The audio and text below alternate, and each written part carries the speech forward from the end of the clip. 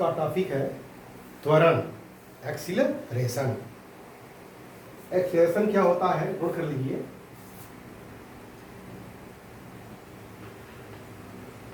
समय के साथ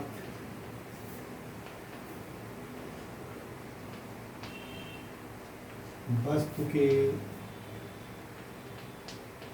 वेग में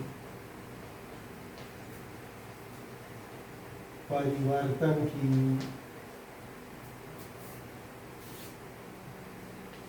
दर को त्वरण कहते हैं। इसे स्मॉल ए से व्यक्त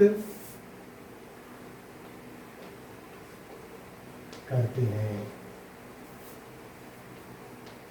त्वरण बराबर वेग में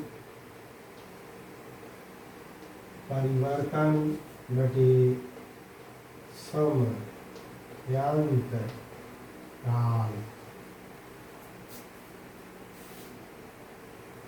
यदि डेल्टा टी समयांतराल में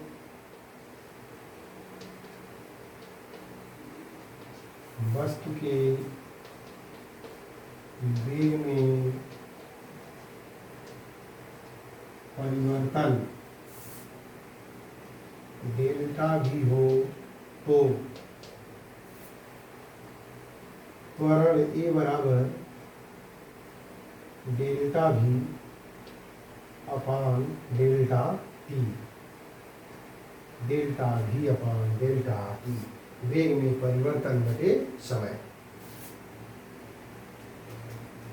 यम की एस पद्धति में इसका मात्रक मीटर प्रति सेकंड स्क्वायर तथा द्विमीय सूत्र एल टी पर -2 होता है। यह एक सदिश राशि है।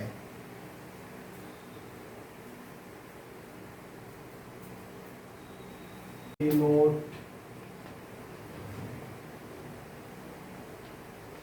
यदि वस्तु का वेग समय के साथ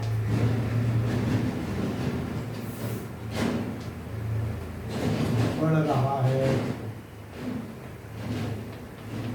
तो त्वरण धनात्मक होता है। यदि वेग घट रहा हो तो त्वरण को बोलते हैं मंदन,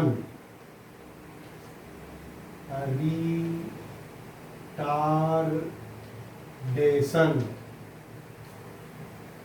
त्वरण ऋणात्मक होता है। अगर वेग में वृद्धि हो रही है तो धनात्मक और कमी होगी तो ऋणात्मक, तब उस समय त्वरण को क्या बोलेंगे? मंदन, रिटार्डेशन बोलते हैं। त्वरण जो होता है वो दो तरह का होता है, समान और असमान। समान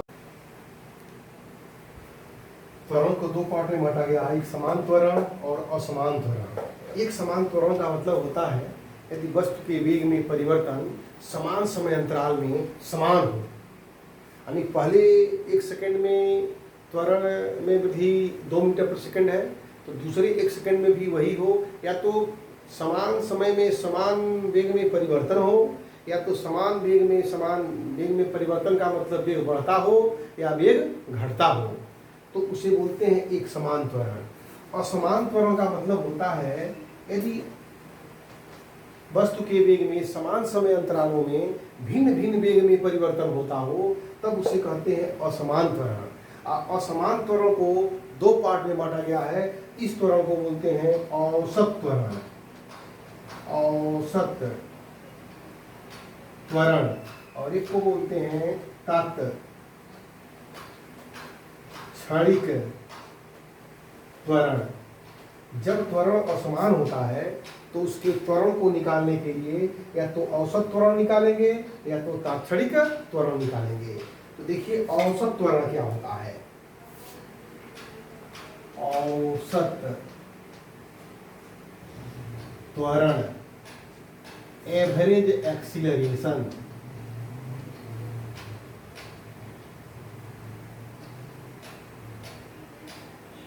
एवरेज एक्सीलरेशन क्या।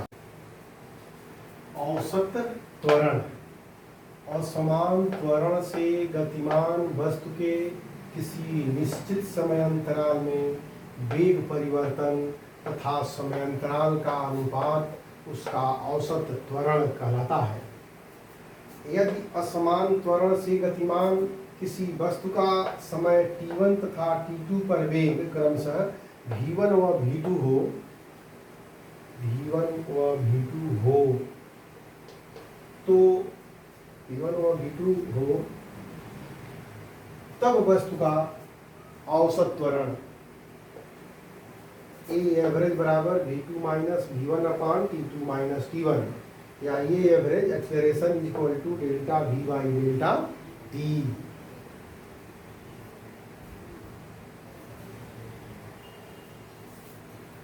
तात्क्षणिक त्वरण, इंस्टेंटेनियस एक्सीलरेशन। और समान त्वरण से गतिमान किसी वस्तु का किसी विशेष क्षण पर त्वरण उसका तात्क्षणिक त्वरण कहलाता है। यदि असमान त्वरण से गतिमान किसी वस्तु का अत्यंत सूक्ष्म समय अंतराल डेल्टा टी, यानी डेल्टा टी टेंड्स टू 0 में वेग परिवर्तन डेल्टा वी हो, तब वस्तु का तात्क्षणिक त्वरण ए इक्वल टू लिखते हैं limit delta T tends to 0 delta V upon delta T, इसको लिखते हैं D we upon D T.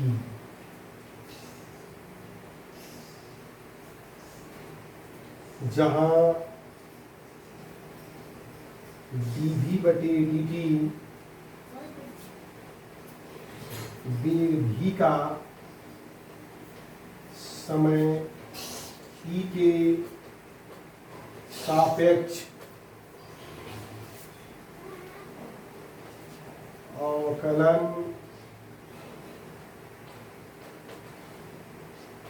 गुणांक है। यानी त्वरण आ गया a equal to d we upon D t, और आपको बताया गया है v बराबर होता है dx अपान dt। तो पिछले आर्टिकल में बताया गया है, इसको लिख सकते हैं d अपान dt, आप v के जगह पर लिख सकते हैं dx अपान dt। ऐसे इसको लिखने का तरीका है, पढ़ने का तरीका है d2x बटे dt स्क्वायर। यानी त्वरण का हमारे पास दो फार्मूला हो गया, ए इक्वल टू त्वरण ए इक्वल टू डी वी बटे डी टी भी होता है, और ए इक्वल टू d2x बटे dt स्क्वायर भी होता है। तात्क्षणिक त्वरण का फार्मूला क्या करेंगे।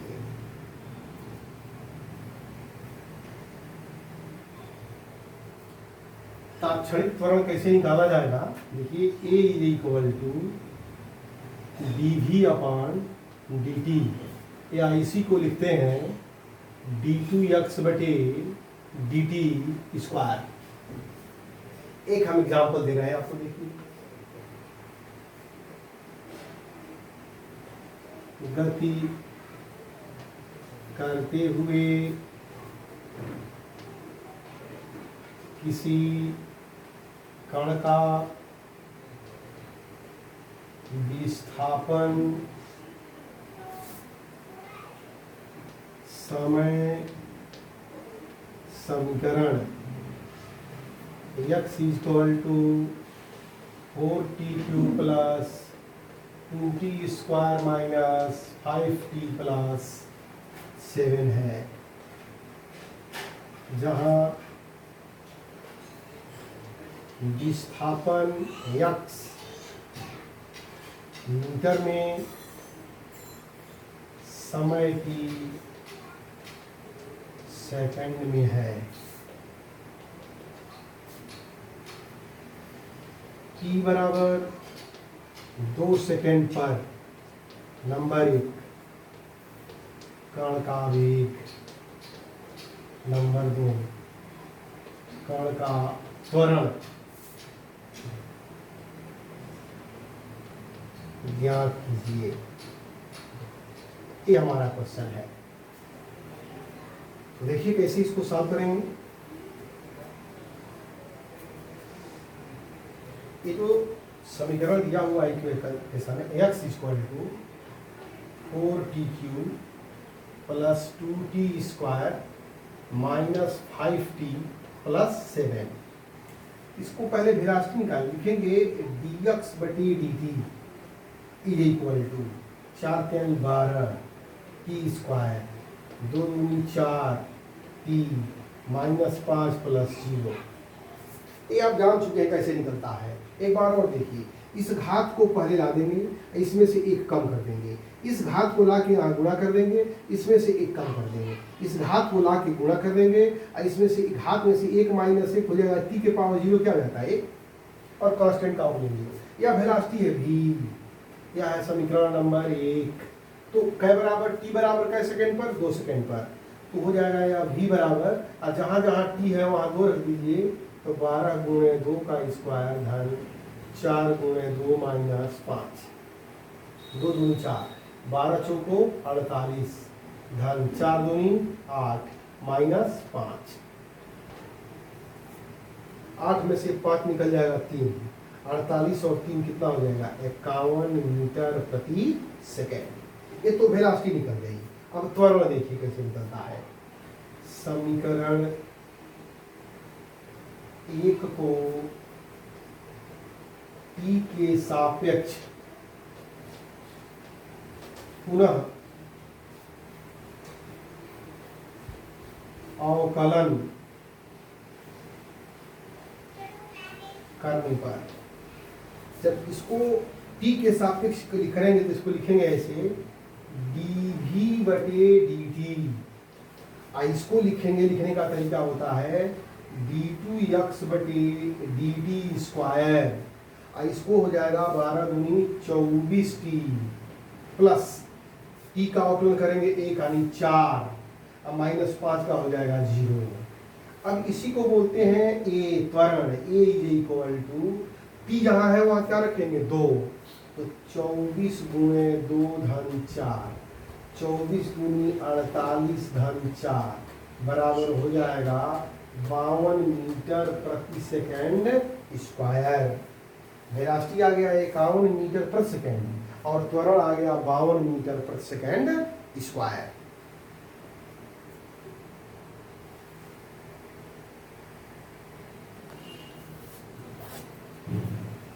x is equal to minus 15t square plus 20t plus 30 equation दिया गया है। कह रहा है t बराबर 0 पर बताइए कण की स्थिति, यानी जब t बराबर 0 का मतलब ये होता है जब गति स्टार्ट हुई थी उस समय वह उसकी स्थिति कहाँ थी, वो कितने मीटर पे था, उसका वेग क्या था, उसका त्वरण क्या था।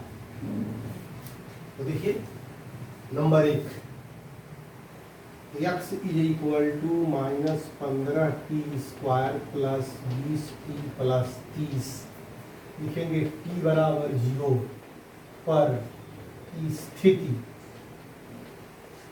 तो स्थिति क्या आ गया x बराबर देखिए माइनस 15 गुणे 0 प्लस 20 गुणे 0 प्लस 30, तो x बराबर आ गया 30 मीटर। जब टाइम t बराबर 0 था उस समय कण की स्पीड कितनी थी, 30 मीटर की थी। वेग पूछा है, इसको कर दे रहा है समीकरण नंबर 1। समीकरण 1 को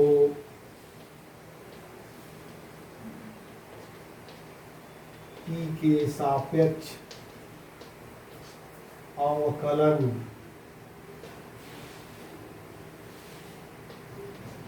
करने पर तो हो जाएगा यह dx बटी dt बराबर -30t प्लस 20 प्लस 0, t बराबर 0 पर पूछा गया है। जहाँ जहाँ t है वहाँ यह वेग कहलाता है। वेग v बराबर -30 गुणे 0 प्लस 20। तो उस समय जो वेलोसिटी आएगी v बराबर 20 मीटर प्रति सेकेंड। जब गति स्टार्ट हुई थी t बराबर 0 पर कर रहा है तो 20 मीटर प्रति सेकेंड। इसको हम कर दे रहे हैं समीकरण नंबर 2। अब पूछा है त्वरण, तो फिर से इसको करिए डिफरेंशिएट अवकलन। समीकरण 2 को पुनः अवकलन करने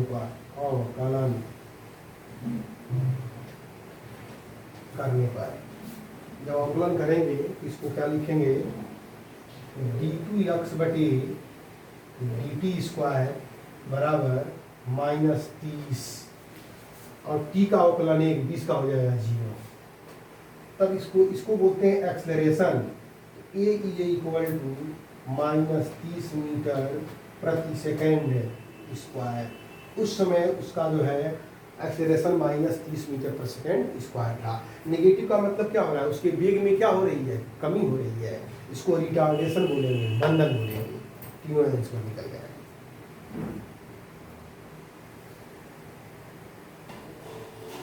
एक क्वेश्चन है दिया है, कण का विस्थापन x और समय t में विस्थापन का समीकरण दिया है। x equal to -2/3t square plus 16t plus 2।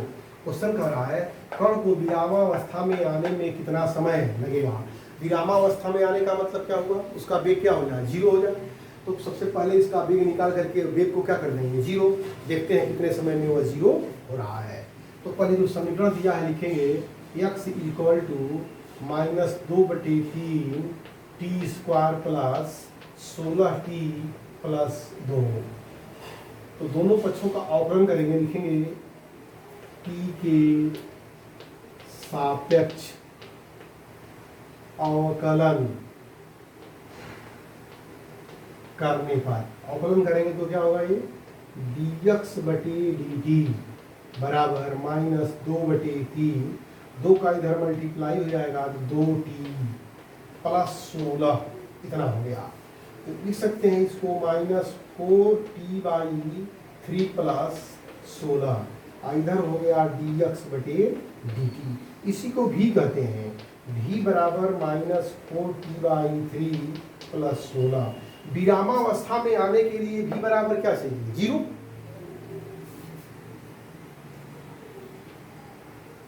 कण को विरामावस्था में होने के लिए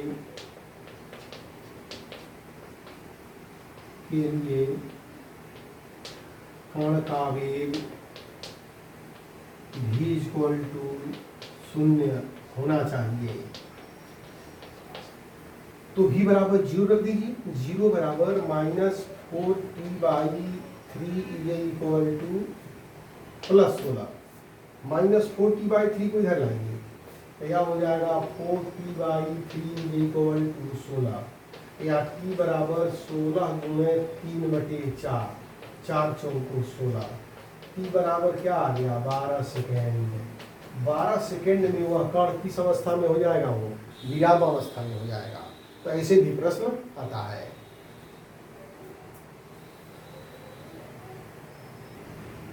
अगला क्वेश्चन देखिए, कण का विस्थापन x समय t में समीकरण x equal to pq minus 6t square plus 3t plus 4 है।